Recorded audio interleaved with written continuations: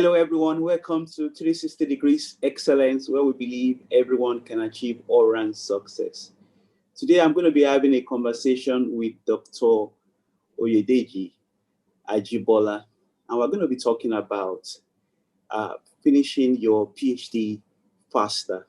I'm glad to be speaking today with my former PhD student, who is currently doing his postdoctoral research at University of Joburg, Department of Biotechnology and Food Technology. And today we're going to be talking about how one can finish his PhD faster. And interestingly, he finished his PhD within 2.5 years, which is not the norm. Majority of PhD students finish their PhD maybe in 5 years, 4 to 5 years. And it has been said that if you really want to do your PhD and you want to finish it, you need to spend about 10,000 hours, to really complete your PhD. You need to devote, you need to commit 10,000 hours to really complete your PhD. If you want to follow the route of maybe 40 hours in a week, the normal time people work for 8 hours in a day, and you want to work for 40 hours in a week, it's going to take you about 5 years to really finish your PhD. But if you can devote 70 hours in a week, you can finish within three years, because you'll be able to achieve that 10,000 hours. And for master students, with 50 hours every week, they can really finish their masters within 2 years. So without wasting time, we're really going to be learning from, Dr. Oyedeji, from his experience, how he was able to finish, in less than 3 years. And also, a doctoral candidate has sent in some questions that we're really also going to be looking at. We'll try to tackle those questions. So the first question I'm going to be asking is from Dr. Oyedeji. I want you, welcome, I want you to tell us how you were able to finish your PhD in less than 3 years, and what advice do you have for current PhD students or proposed students? Over to you. Thank you, Prof. I'm not sure whether Prof mentioned that he is my PhD supervisor, and it's such a great privilege to have worked under him. I will just tell my story of the PhD, and then I will be bringing out the advice I have for current and intending PhD students as they embark on their journey or as they go on. I remember that my PhD journey started around September 2015, if I am correct. That was when a prof came to my former university, University of Agriculture. He was hosted by one of my mentors there, and that was how we met. So I remember that he asked me about how passionate I am about PhD, and I said I'm passionate, and he told me about the fact that I may have to shift my research focus a little bit so that it can fit into what he was doing there. So my first advice to PhD students, especially intending PhD students, is that they should not be rigid about their research interests, especially since research is a continuum, it's progressive. So people should not be rigid about what they want to do, because the truth of the matter is that the advisors know extremely more than you do in terms of knowledge, in terms of availability of research funding, in terms of opportunities that exist. So there shouldn't be a reason for rigidity. So after the meeting, I resumed in February 2016, and I remember that it took me like 3 months to write my proposal. and to get ready for presentation. I also remember that when I did what we call a group presentation then within the food science group in that department, you know, somebody that is just coming into a particular research interest, I was thrown off balance by one of the very prominent professors in the department. So I was afraid. I had to go back to Prof. And Prof was telling me that it is a proposal. I should go and present it. So you should be ready to learn. I'm trying to bring out the advice there. You should be ready to learn and not be afraid of anything, you know, and then quickly hit the ground running. The day you register for your PhD or your master's is the first day you start. The clock starts ticking. So it's the ground running, write your proposal. It may be in a field that you are not even familiar with at all. Begin, write something, read wide, consult with people who are already in that department to know what the requirements of presentation, I mean scientific presentation, proposal presentation are, and then hit the ground running. You know, start something quickly. And then I recommend that within 3 months and maximum of 6 months, the proposal must have been ready for approval, at most 6 months, because it will save a lot of time. There's still a lot to do within the year. And then by the time that is done, and then you continue, you've done your proposal, then it is very important that you get into the laboratory immediately. Even while your proposal is going on, you can begin to do trials in the laboratory, getting familiar with the equipment, getting familiar with the materials to use. And then it's also important to begin to put together everything that will be needed for the stages of the PhD program, especially for science-based related researches. People should be ready to know what is required for each stage. Do we have this equipment for this stage? Do we not have this equipment for this stage? If we have this equipment, how do I have access to it? Do I need to be trained on this equipment to know how to use it? If we do not have it, how do we establish collaboration with maybe universities, departments within the university, university within the country, and even universities outside the country? You know, it's like from Jerusalem to Judea to the other part of the earth. So you must begin to look around for what you need. And then very important is the fact that you need to begin to write immediately. Literature review, your proposal should form the bedrock of your introduction, you know, in the thesis. And also for universities that require that you must publish articles before you are allowed to graduate, you must be ready with the first draft of the first manuscript by the first year. By the end of the first year, if the manuscript is not accepted already, it must have been produced and ready for submission. And then on and on and on and on like that, as you are working, you're writing, as you are writing, you're working, and within a short space of time, everything is going to be done. So I believe that we're still going to touch more on what to do as we discuss. Thank you, Doc. Thank you, Doc.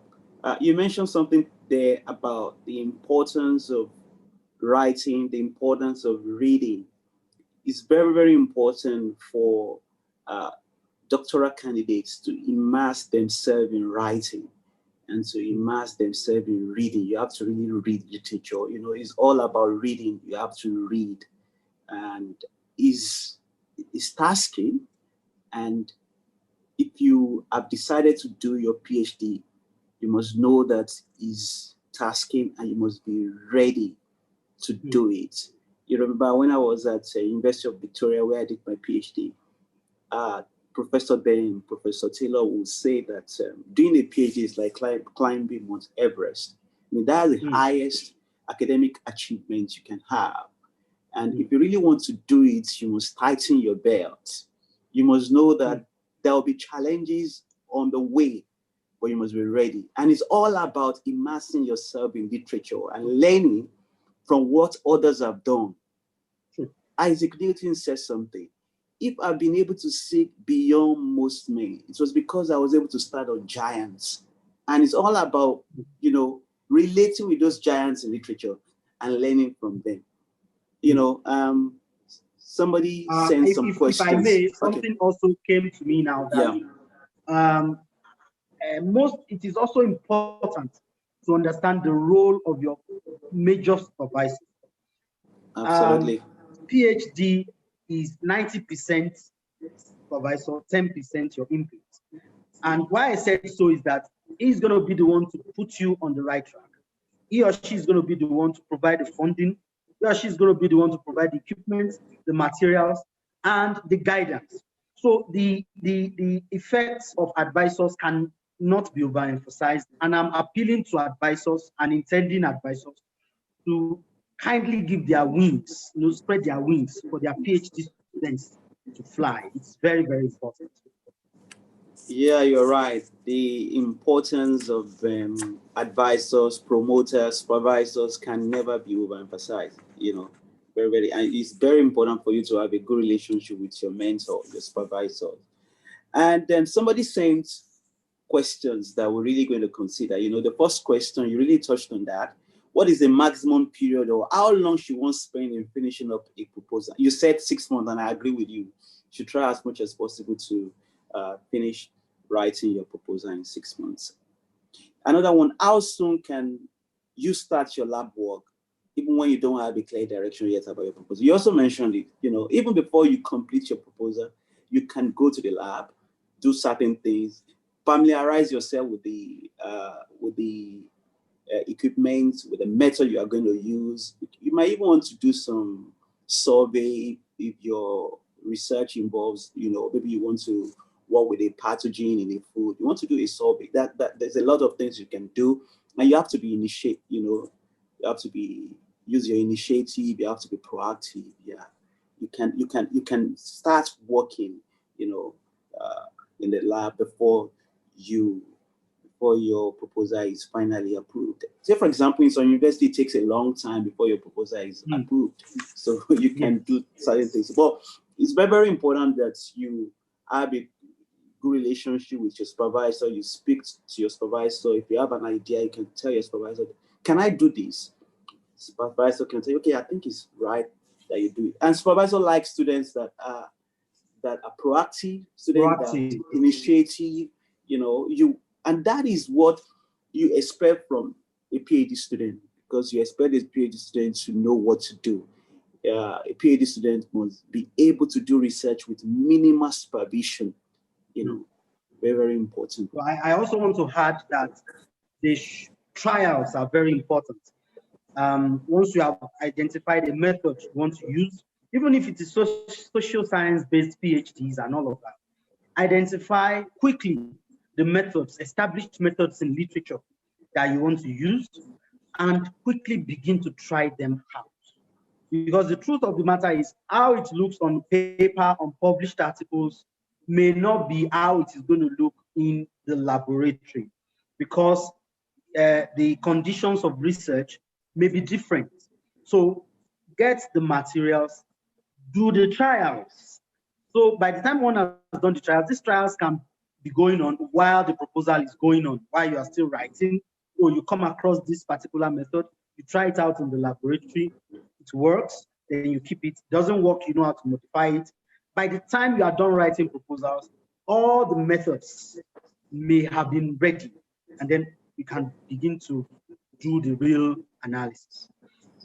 Yeah, thank you for that. And you mentioned social science research, so it might be different. We're talking about uh, pure science research, where you need to do some work in the lab. So it might be different for people doing social research. But I think it's very, very important for you to just have a good relationship with your supervisor, to know when to start one thing or the other. And if you do it that way, there won't really be a problem. And the person that sent a question also asked, how can you find the novelty or a gap in your research? How did you do that? How were you able to, come up with a gap what was novel in your research? It's like you have said, Prof. It's about reading wide, and once the broad topic has been introduced, has been discussed between you and your advisor, your supervisor, your promoter, then the next phase is reading extensively. And even in the reading, it is very important. There are a few ways. Like for me, I read a lot of literature reviews, and most of the times in literature reviews, there are always recommendations and future Yeah. prospects in what a lot of people have done. They will say, oh, these are the gaps, and these are the future recommendations, these are the future prospects. Those places can be very good avenues to have a kind of direction for what you want to do. A lot of people have done a lot of things on what you are doing, but you are looking for a gap in research, in knowledge to fill. That is one way to read literature review and even original articles. Most original articles in the conclusion section, they will say, oh, this is what we have done, this is what we are unable to do, this is what we are planning to do in the future. This can inspire research, can inspire the research directions. Another thing is about adapting established procedures or processes to an indigenous material. For example, in food science, you can adapt what has been done somewhere else, into indigenous, underutilized, under-researched food materials. So you can actually do something about using established methods on materials that have not been studied before. That can also be a gap for research. You can find a gap for research in what other people have done. And another thing is the use of emerging methods. We have fourth industrial revolution. We have a lot of precision equipment that we can get inspiration from what has been done.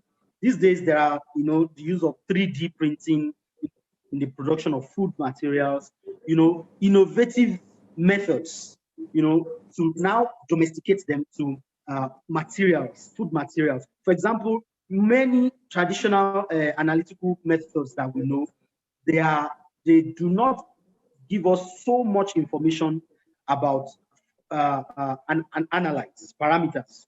So, but these days, the scientific world requires that scientists go deeper into the molecular realm of materials to actually show what's really happening. It's not enough to say, oh, when we added this was the result. The question now becomes why, how, and these questions of why and how can only be answered with precision equipment. So researchers can use precision equipment to further dig deeper into behavior of parameters and to study why the application of a condition is bringing about some effects in some materials, be it food, be it synthetic materials and all that. So it is about reading wide, very important. It's about identifying gaps through prospects and the conclusions and recommendations of other authors. It is about using established methods on under-researched materials. And it is also about using precision equipment to get a deeper understanding of parameters. So research gaps can be identified like this, and then a researcher can take his offshoots from there and then blow it out. Excellent, excellent. I like your response. You really answered it well. And like we've been saying, the importance of immersing yourself in literature can never be overemphasized. When you read articles, you want to go to the conclusion and recommendation, and you can always get gaps from there. And it's also very, very important for you to consider very important journals in your field. Take, for example, somebody like me in food safety, I really admire Journal of Food Protection. I want to see recent articles that have been published. And from there, I can see gaps. I can see, novelty in research. Very, very important for you to identify, respected journals, to be able to come up with that. And you also mentioned other things that you can do, looking at using different new methods, new equipment. And from there, you can come up with what is novel in your research. And another question she asked is the fact that PhD is mentally tasking, and that's the truth. It's mentally tasking. So, what do you do to relax? What can you do to relax? What can you do to unwind? I mean, what's your suggestion? Thank you, Prof. I'll use myself as an example again. There were times that I get to saturation point, and I know that by, when I get to the lab, I use so much time and I achieve less. I know that I'm getting to my saturation point. I'm not able to write and all of that. What I do most of the times is I close my computer, I close my books, I put them aside, and I travel out of town. That's what I do. I leave, I go to a place. Maybe I have a family friend in Peter Marisburg, very like 1 hour drive from Durban. So I just keep my books in Durban and travel to Peter Marisburg for the weekend, for example, where I'm able to talk about something else away from antioxidants and metagenomics and all of that. I'm discussing something else. So in that process, I'm refreshed. It's not like I've forgotten what I have in mind, what I'm doing, no. But then I'm twisting my mind away from it. So I'm decongesting my mind of all of those things, trying to cool off. So I know that if I spend 2-3 days with these people, we have relaxed, we have discussed and all of that, and I return to Durban, I will even have a fresh perspective of what I am doing. It is very important for PhD researchers generally, and PhD students in particular, to give themselves some break. The break is not going to slow down the work. It is even going to make it faster.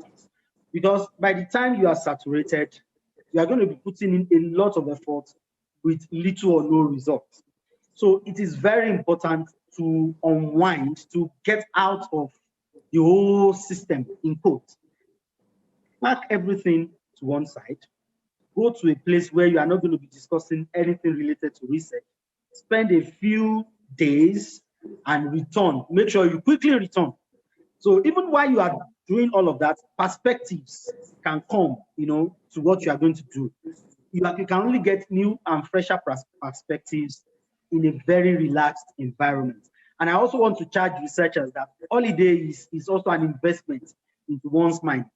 One can take a time out. It's not a problem, but just make sure that you are coming back to do what you have to do. So unwinding, relaxing, getting time out of PhD is very important.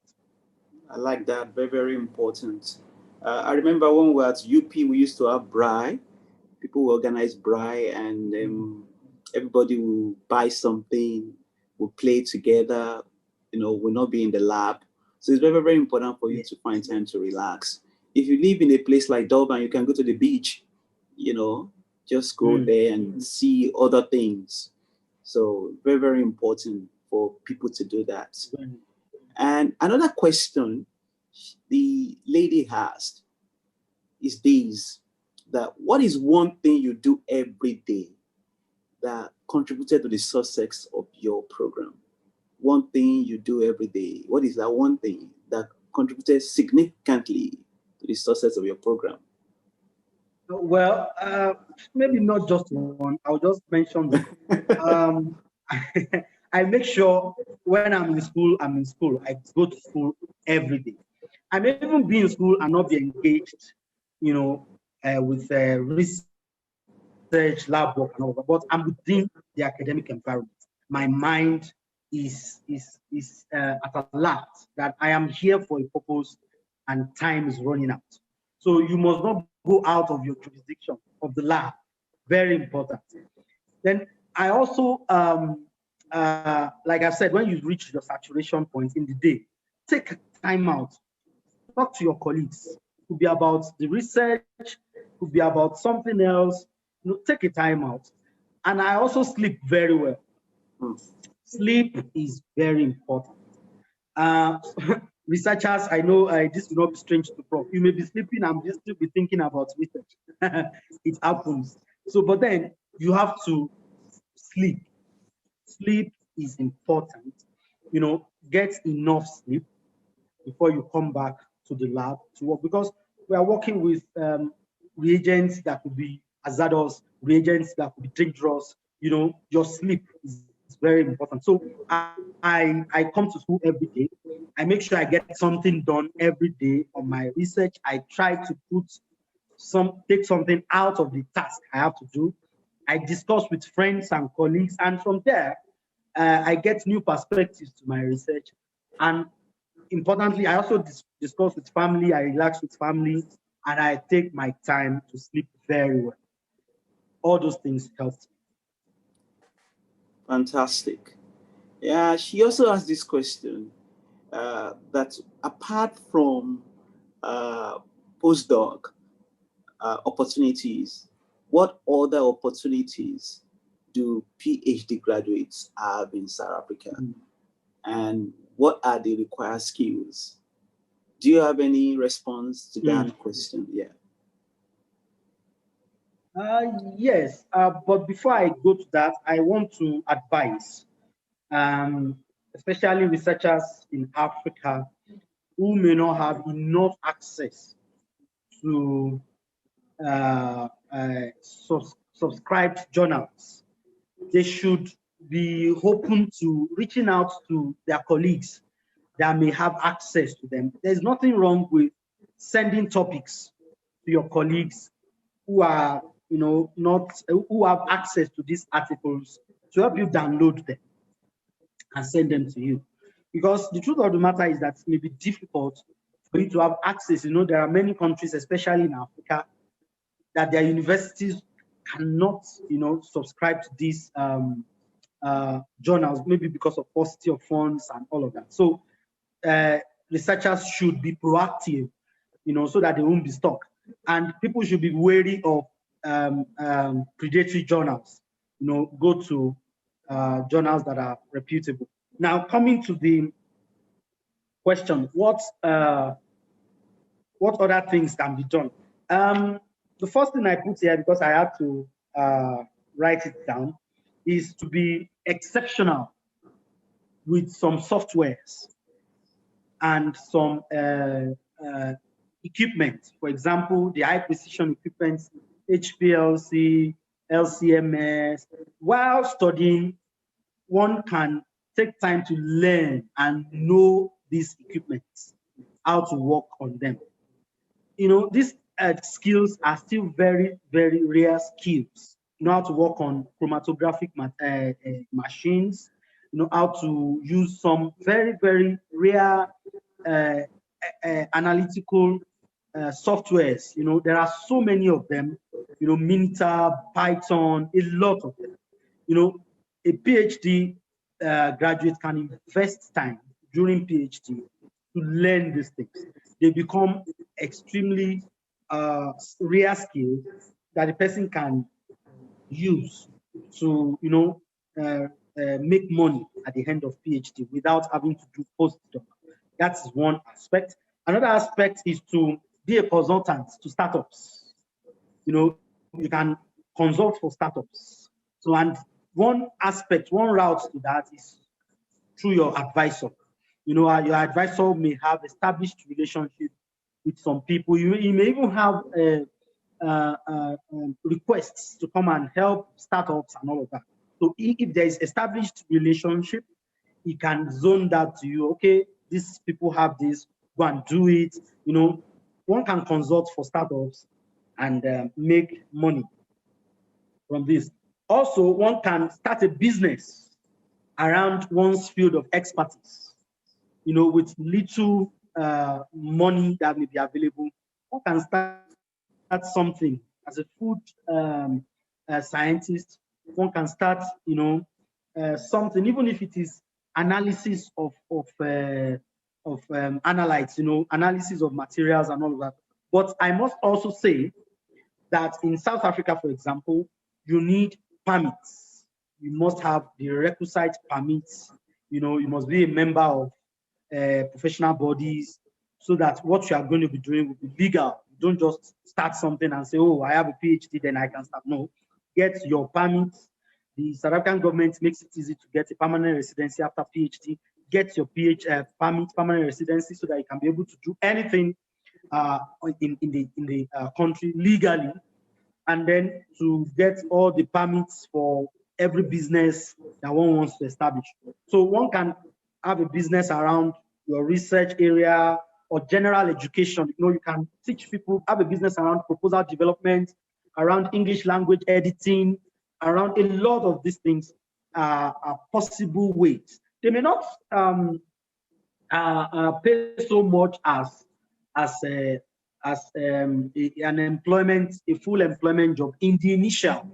But as people get to know you, that this is what you do, then people get to give you opportunities to prove yourself. And who knows, one can even have an empire around all of that. So there are many other opportunities, but with requisite permits and with membership of respective professional organizations. Perfect. You've said it all. Another one I just want to add is audits. You can go into quality management auditing. And if you want to do that, you need to take some courses. Say, for example, if you're in South Africa, SABS, South African Bureau of Standards, they organize some courses that you can do. And after you complete it, you can become an internal auditor or lead auditor. So that's another thing you can also think of doing.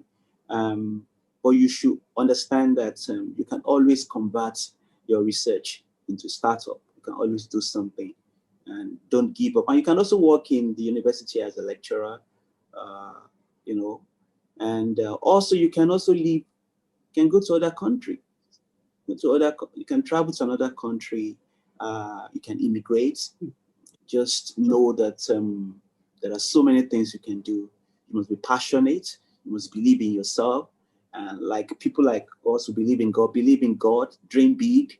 All things are possible to those that believe.